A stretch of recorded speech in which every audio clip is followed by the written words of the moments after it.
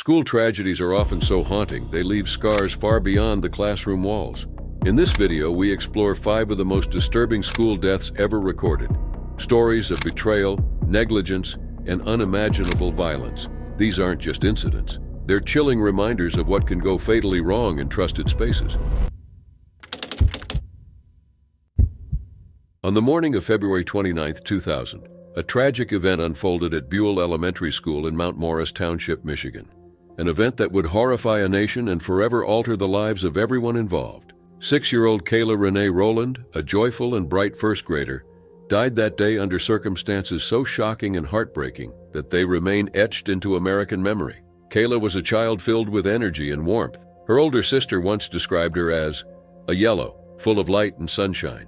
She loved dressing up, singing, and making her family laugh. Though she was shy at times, she was spirited, playful, and full of promise. She wanted to be a doctor. At school, she played kickball and spent time with her Barbie dolls. 6-year-old Dedrick Owens was one of Kayla's classmates. But where Kayla had a close-knit family, Dedrick had a deeply troubled background. The boy and his brother were living with their uncle in a known crack house after being displaced due to his mother's eviction. She had been working 2 jobs under Michigan's Welfare to Work program, but couldn't afford rent, forcing her sons to stay in a dangerous home where guns were routinely traded for dangerous substances. The child and his brother shared a single sofa, and for the most part were left to raise themselves. His father was incarcerated for violating parole related to prior convictions involving burglary and substance possession. It is no wonder that Dedrick had a documented history of behavioral issues. He often stayed after school for disciplinary reasons, including hitting, swearing, and aggression toward classmates. He had previously stabbed another student with a pencil and had targeted Kayla in the past. On February 28, 2000, he reportedly attempted to kiss her and was rejected. The next day, early on the morning of February 29th, Dedrick and his brother had a confrontation with a neighbor's relative, which ended with the child making a threat involving a firearm. That same day, he brought a loaded .32 caliber semi-automatic pistol and a knife to school. The weapon had been stored in a shoebox under a blanket in the uncle's bedroom, alongside candy and coins. During a change of classes that morning in front of their teacher and 22 fellow first graders, the boy approached Kayla on the stairs. Without warning, he said he didn't like her, then pulled the trigger. The bullet struck Kayla's right shoulder and tore through her chest, causing catastrophic internal damage. After discarding the weapon in a wastebasket, the boy ran and hid in a bathroom. He was soon found and taken into custody. Inside the classroom, Kayla's teacher, Alicia Judd, acted immediately, calling 911 in a panic. Her voice trembled as she reported that a student had been shot and was turning white. She began CPR under the guidance of a dispatcher. Moments later, officers and paramedics arrived, but the injury had already proved fatal. Kayla was pronounced dead at Hurley Medical Center at 10:29 a.m. The incident made headlines across the globe. Never before had the nation seen such a young school shooter. The boy, only 6, was legally incapable of forming intent and could not be charged. Prosecutors and investigators were met with outrage and demands for justice. But ultimately, Michigan law recognized that a child of that age could not bear criminal responsibility. He was placed in foster care, removed permanently from his parents' custody. Jamel James, the uncle who owned the gun, was charged with involuntary manslaughter for leaving the loaded firearm accessible. He served over 2 years in prison.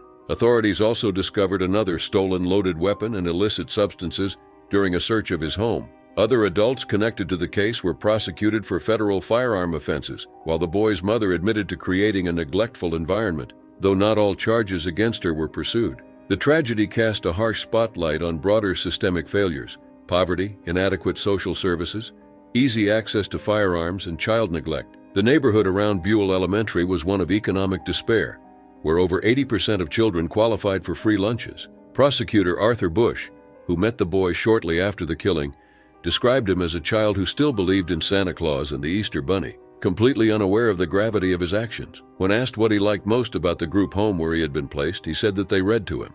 The aftermath brought grief, anger, and national soul-searching.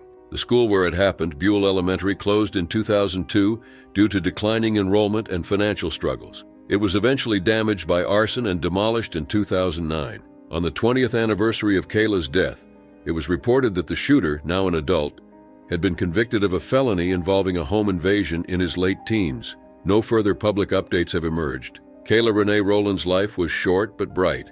Her sister still sees her spirit in her own children, especially her youngest daughter, who reminds her of Kayla's humor and energy. More than 2 decades later, the tragedy serves as a devastating reminder of what happens when society fails to protect its most vulnerable.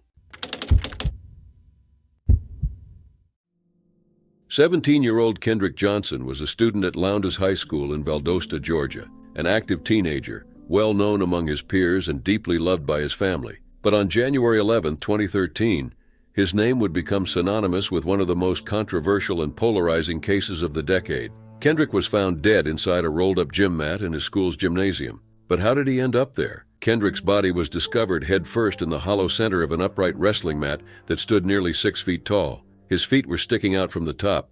Students had climbed the mats to retrieve a shoe and saw Kendrick's legs sticking out from one of them. When authorities arrived, they initially theorized that Kendrick had reached into the mat to retrieve a shoe he had dropped and became trapped, ultimately dying from positional asphyxia. The Georgia Bureau of Investigation confirmed this in their autopsy, ruling his death accidental. However, Kendrick's family strongly disagreed. They believed he had been murdered. Unsatisfied with the official findings, they hired a private pathologist who concluded that Kendrick died from blunt force trauma to the neck. This finding contradicted the state's conclusion and raised immediate suspicion. Even more alarming, when the body was exhumed for a second autopsy, the internal organs were missing. In their place were newspaper clippings. The funeral home that handled Kendrick's remains said they had never received the organs and that the void had been filled with newspaper due to standard embalming practice. The Georgia Secretary of State's office found that although the practice was not ideal, it did not constitute a violation. The absence of Kendrick's organs added to the family's suspicion of a cover-up. The case gained national attention, prompting widespread protests and demands for federal investigation. U.S. Attorney Michael J. Moore opened a formal review in late 2013. Kendrick's parents, Jackie and Kenneth Johnson, alleged that their son was murdered and that a conspiracy involving school officials, law enforcement, and even federal agents had helped conceal the crime. Surveillance footage from the school gym became another focal point. Video obtained by CNN showed missing timestamps and gaps in the recordings. Some cameras had time discrepancies due to synchronization issues, and others were motion-activated, leading to natural pauses in recording. Notably, the area where Kendrick was found was not directly covered by any cameras. While experts suggested the anomalies were technical, the Johnsons remained convinced the footage had been tampered with. The Johnsons pursued multiple lawsuits. One wrongful death suit alleged that Kendrick had been violently assaulted at school, referencing past harassment by another student. A second, far more expansive lawsuit filed in 2015 accused 38 individuals, including local officials, classmates, and a federal agent, of participating in a conspiracy to kill Kendrick and cover up the crime. These claims extended to 2 students, Brian and Brandon Bell, sons of a Federal Bureau of Investigation agent, who the family alleged were directly involved in Kendrick's death. However, surveillance footage and phone records showed the brothers were not near the gym at the relevant time. Judges eventually ruled that the Johnsons had fabricated evidence, ordering them to pay over $292,000 in legal fees. In 2016, the Department of Justice closed its investigation, stating there was insufficient evidence to file charges or support claims of civil rights violations. Despite this, public pressure and lingering questions led Lowndes County Sheriff Ashley Paulk to reopen the case in 2021. Paulk personally reviewed evidence from the federal investigation and put up a $500,000 reward for information. In 2022, after over a year of reviewing thousands of pages and hours of testimony, Paulk concluded there had been no foul play. He stated that the original ruling of accidental death was accurate and that there had been no cover-up. Still, Kendrick's family has never accepted this conclusion. His mother, Jackie, publicly rejected Paulk's findings, continuing to insist that the truth remains hidden. Over a decade later, Kendrick Johnson's death remains a case steeped in grief, suspicion, and controversy. Officially labeled an accident, it has nonetheless become a symbol for many of perceived injustice and the painful scars left when answers seem forever out of reach. Ann McGuire was a devoted educator, a mother, and a cornerstone of her school community. At 61 years old, she had spent 4 decades teaching Spanish at Corpus Christi Catholic College in Leeds, England. She was just 5 months from retirement when her life was taken in an act of brutal violence that stunned a nation and left enduring scars on students, colleagues, and her loved ones. Born in 1953, Ann had dedicated her life to teaching. She had been married for 37 years to Donald McGuire, with whom she had 2 daughters, one of them a soloist with the Royal Ballet. A kind and committed person, Anne was regarded as the mother of her school. She had taught generations of students, always holding them to high standards. But despite the respect she commanded, she became the target of a student whose growing hostility had gone unnoticed until it was too late. On the 28th of April 2014, during one of her Spanish lessons, Anne was attacked without warning by 15-year-old student William Will Cornick. Halfway through the class, he stood up and stabbed her 7 times in the back and neck with a 21-centimeter kitchen knife. One of the wounds severed her jugular vein. There were no defensive injuries. She had been taken completely by surprise. Bleeding heavily, she ran from the classroom. Susan Francis, the head of modern languages, heard the screams and found Anne in the corridor. Susan shielded her from Cornick, ushering her into an office and holding the door shut as he stood on the other side, expressionless. Meanwhile, Anne whispered that she was dying. Cornick, who had brought whiskey to school to celebrate the killing, returned to class and made chilling remarks to his peers, expressing regret only that he had not succeeded in killing Anne and 2 other teachers. A paramedic later described Anne's wounds as the worst he had ever seen. She was rushed to Leeds General Infirmary, where resuscitation efforts continued for 40 minutes in front of her husband. Despite their best attempts, she died from her injuries. The crime had been premeditated. In the months leading up to the attack, Cornick had spoken often about killing Anne, both online and in person. He had asked classmates to film the killing and even offered money to anyone willing to do it for him. In Facebook messages, he expressed a long-standing hatred toward Anne, describing her as the source of his anger and depression. Despite telling at least 10 other students about his plan, no effective action was taken to prevent it. One student reported the threat to a teacher, but only minutes before the attack. Another said he saw the knife but didn't believe Cornick would go through with it. Psychiatrists later concluded that Cornick displayed a gross lack of empathy and callousness rarely seen in clinical practice. He was described as a serious danger to the public, with the potential for further lethal violence. After his arrest, he showed no remorse, smiling during his detention and asking police officers questions about adrenaline sports. He admitted he had also intended to kill 2 more teachers that day. Cornick had been considered academically gifted and polite. However, his demeanor reportedly shifted after being diagnosed with diabetes, a condition that dashed his hopes of joining the army. Following this disappointment, he began to exhibit darker thoughts and behavior. No one intervened. On the 3rd of November 2014, Cornick was sentenced to life in prison with a minimum of 20 years. An inquest in 2017 found that several opportunities to prevent the crime had been missed. It questioned why students who heard Cornick's threats didn't speak out sooner. The inquest revealed that school staff, police, and even local government had all resisted efforts to investigate these failings in depth. Anne's death triggered national mourning. Her funeral, held on May 16, 2014, drew tributes from Pope Francis and Prime Minister David Cameron. A trust was established in her name to support young people pursuing careers in the arts. In May 2025, a devastating incident claimed the life of 13-year-old Anastasia Ryzhenko, a promising athlete and cherished daughter. What should have been a routine school sports session ended in unthinkable tragedy. The circumstances of her death sparked grief across Russia and prompted nationwide calls for accountability and reform in youth sports safety.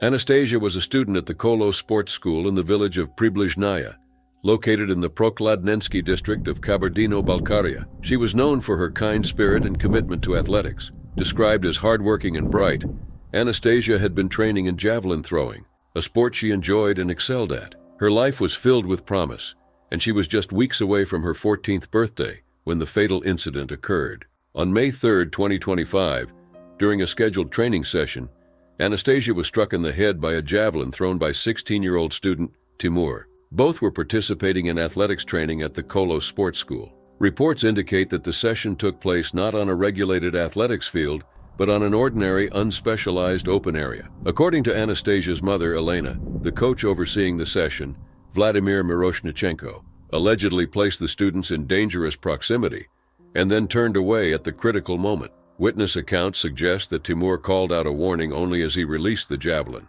By the time Anastasia looked up, it was too late. The javelin struck her in the eye, piercing her eye socket and shattering her jaw. The impact caused internal bleeding in the lungs. Emergency medical services rushed her to the hospital, where she was admitted to the intensive care unit and placed in a medically induced coma. For 4 days, Anastasia remained unconscious. Doctors, paramedics, and nurses worked tirelessly to save her life, but the injuries were too severe. On May 7, 2025, Anastasia passed away in the hospital without regaining consciousness. The incident drew immediate and widespread attention.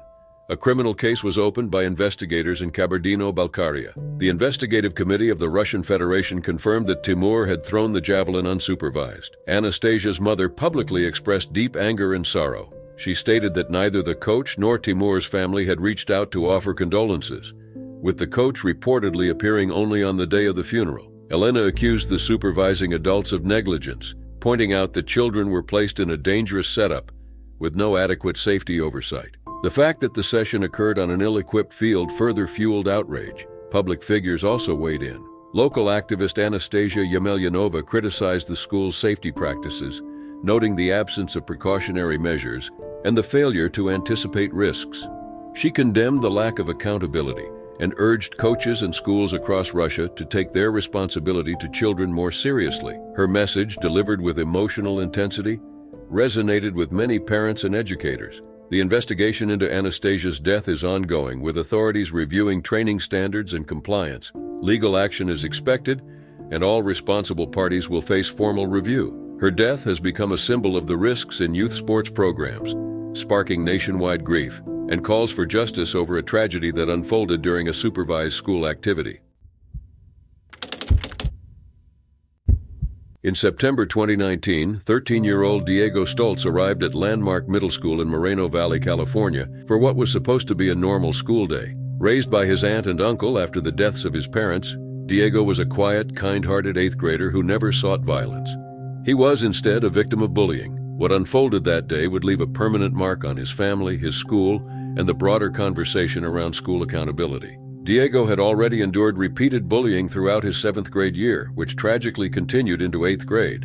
The abuse was both verbal and physical, and 2 boys identified in legal documents as JD and ME were known to have targeted him specifically. Despite his family's numerous efforts to intervene, their concerns went largely unaddressed. On Thursday, September 12, 2019, Diego was again punched in the head at school. He reported the assault to a science teacher who escalated the matter to Assistant Principal Camila O'Connor. Surveillance footage was likely available, but the administrator failed to review it and took no meaningful action. The following day, Diego and his cousin met with O'Connor at the school. She promised the bullies would be suspended for 3 days and that their schedules would be rearranged to avoid further encounters. Yet, when Diego returned to school after the weekend, JD and me were still present. The promised disciplinary measures had not been implemented, the boys had not been suspended, and no protective steps had been taken. On Monday, September 16th, Diego was standing outside a classroom during lunch break when JD and me approached him. In video footage later posted online, Diego is seen standing passively with his hands at his sides as one of the assailants confronts him. After a brief retreat, JD returned and punched Diego in the face. As he reeled from the blow, Maine struck him from behind, driving his head into a nearby concrete pillar. As Diego lay unconscious, the assault continued with more punches before the attackers fled. Diego was rushed to the hospital and placed on life support. For 9 days he remained in a coma, never regaining consciousness. The trauma to his head was too severe. On September 25, 2019, Diego was pronounced dead from a traumatic brain injury.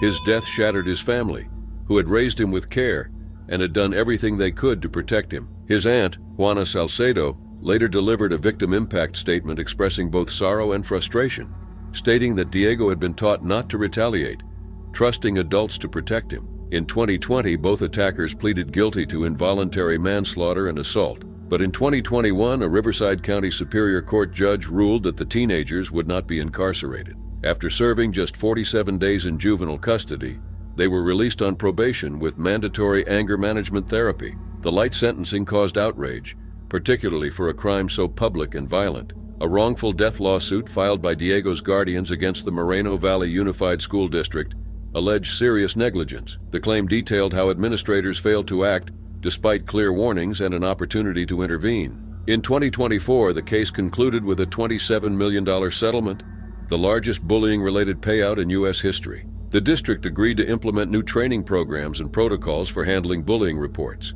6 weeks after Diego's death, O'Connor and Principal Scott Walker were removed from their roles at the school, though O'Connor continued to work within the district. Diego's death prompted a wider reckoning across California. The state legislature passed Assembly Bill 2445 in 2020, which clarified that legal guardians have standing in civil suits involving minors, a direct response to Diego's case. While no settlement can undo the loss, Diego's story has become a painful reminder of what happens when cries for help are ignored. His family continues to fight so that no other child suffers the same fate, and no other parent is left asking why nothing was done.